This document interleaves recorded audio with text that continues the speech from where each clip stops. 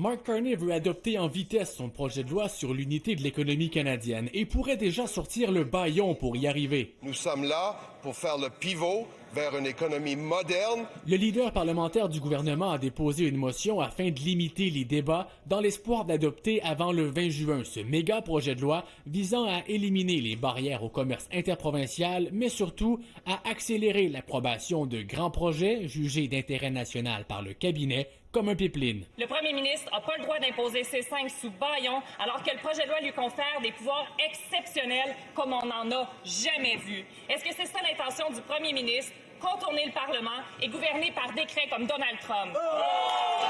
Le gouvernement réplique en disant que les Québécois ont élu 44 députés libéraux. Ils se sont tous présentés sous une plateforme libérale qui, à la première page, a parlé de la nécessité d'agir rapidement. Ça ne va pas créer des bons emplois, ça va créer des protestations puis des poursuites en cours pendant des années et des années. Le NPD estime que le projet de loi, dans sa forme actuelle, enfreint des droits.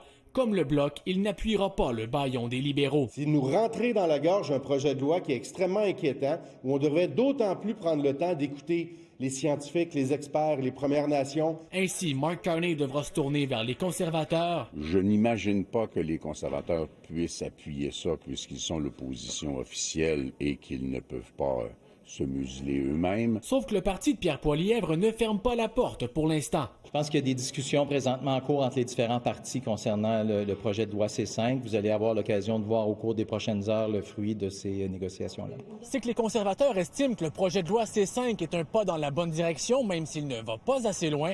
Reste à voir s'ils iront jusqu'à accepter de soutenir le bâillon lors du vote prévu lundi. Olivier Ferron-Boissé, TVA Nouvelle, Ottawa.